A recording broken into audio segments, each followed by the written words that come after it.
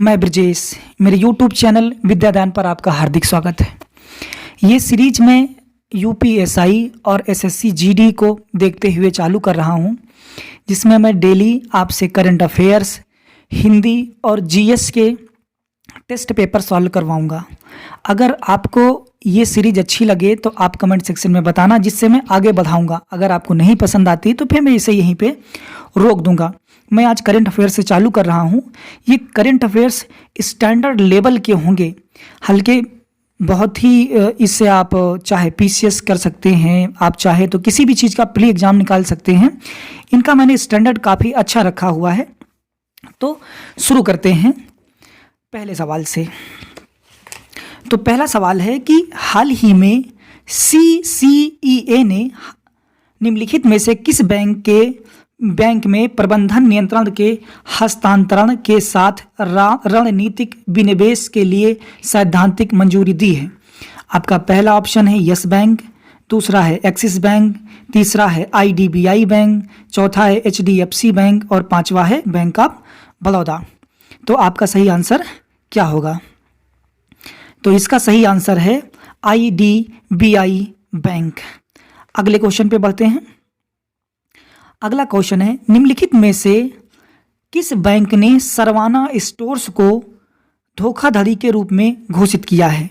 यानी एक बैंक है सरवाना स्टोर्स, उसको किसने धोखाधड़ी बैंक के रूप में घोषित किया है? तो भारतीय state bank, Indian bank, bank of Baroda, yes bank और एक्सिस बैंक। तो इसका सही आंसर क्या होगा?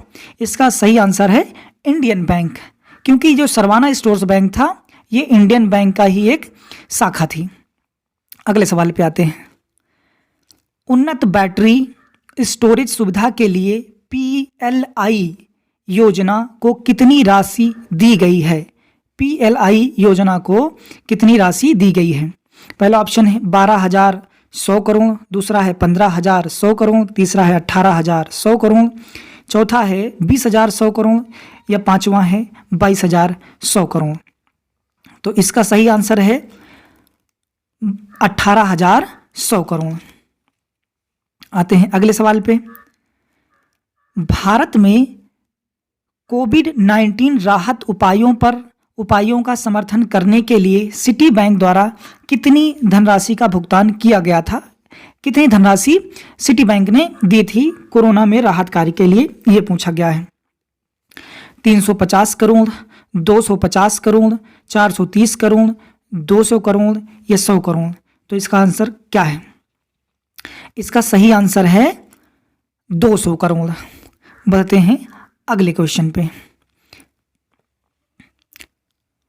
भारतीय रिजर्व बैंक के आंकड़ों के अनुसार मार्च 2021 के लिए गैर खाद्य बैंक साख वृद्धि कितनी रही?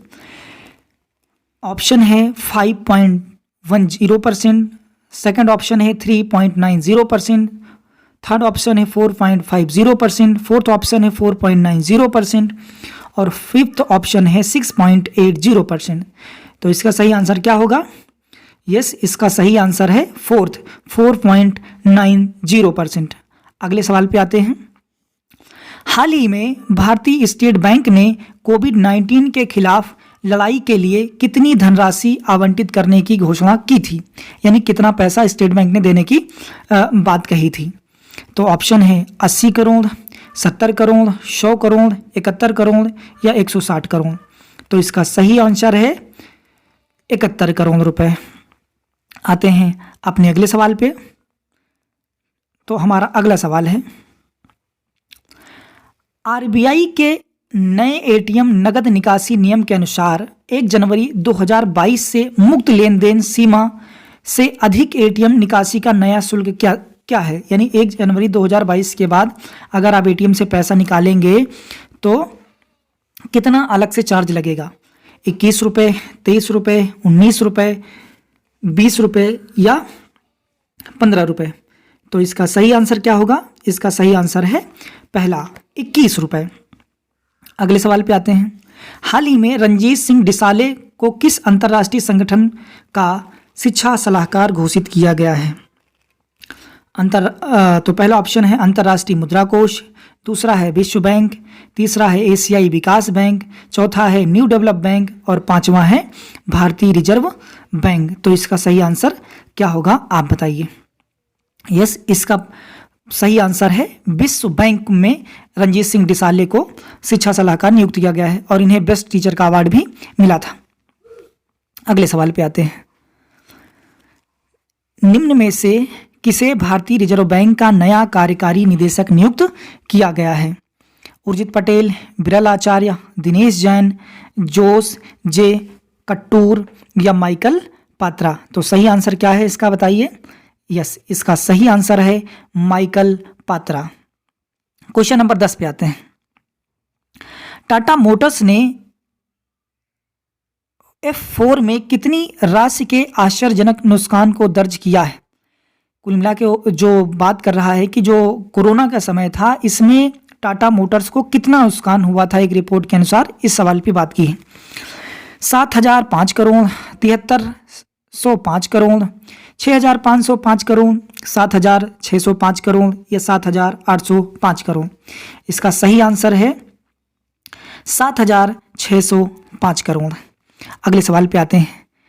सेबी ने फ्रैंकलिन टेम्पल्टन को अगले कितने वर्षों के लिए भारत में कोई भी नई ऋण योजना शुरू करने से रोक दिया है?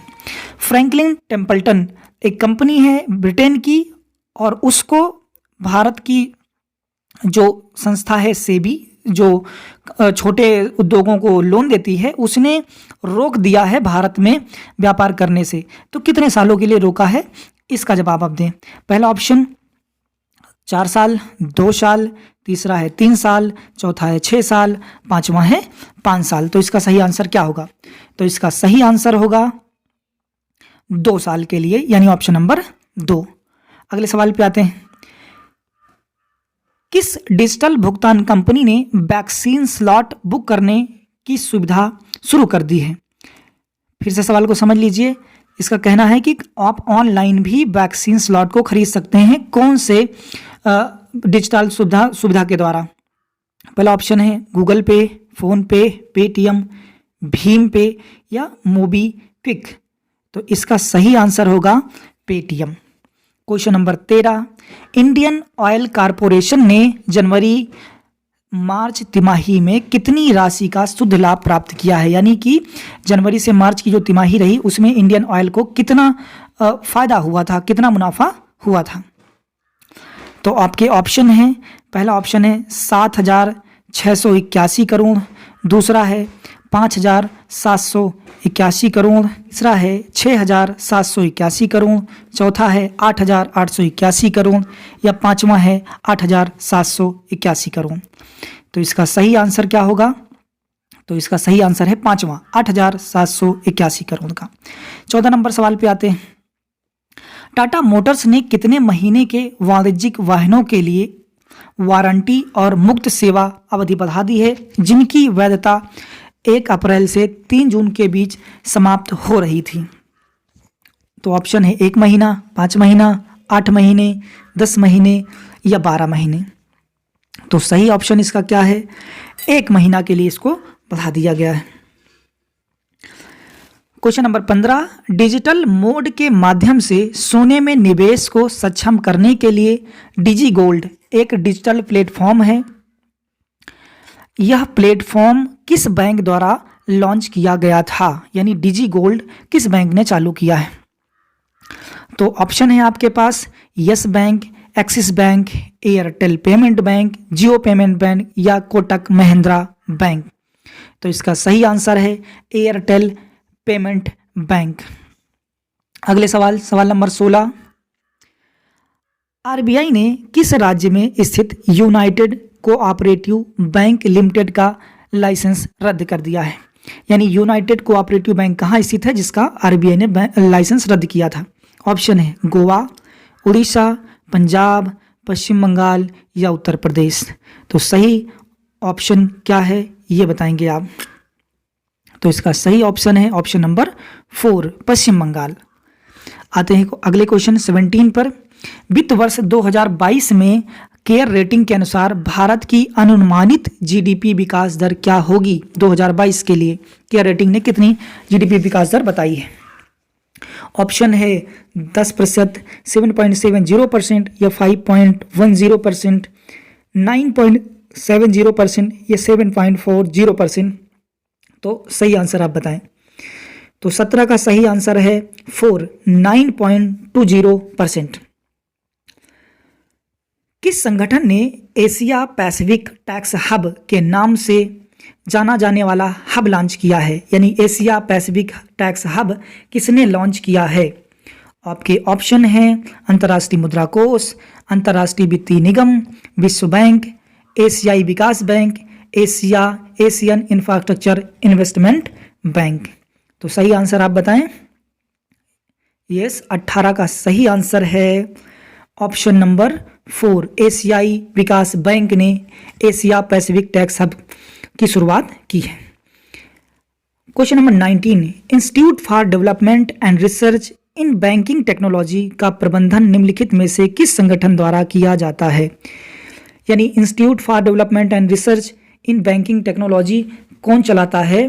तो ऑप्शन है आपके पास इसरो, आरबीआई, सेबी, डीआरडीओ या एनपीसीआई। तो सही आंसर क्या होगा? यस, इसका सही आंसर है आरबीआई बैंक। क्वेश्चन नंबर 20, राष्ट्रीय कृषि बाजार द्वारा डिजिटल भुगतान के रूप में किसे चुना गया है? आपके ऑप्शन हैं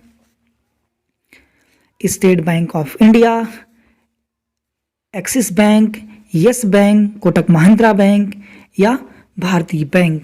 तो इसका सही आंसर है Kotak Mahindra bank. Question number 21, भारतीय रिजर्व बैंक ने एटीएम पर वित्तीय लेन देन के लिए प्रति लेन देन इंटरचेंज शुल्क को 15 रुपए से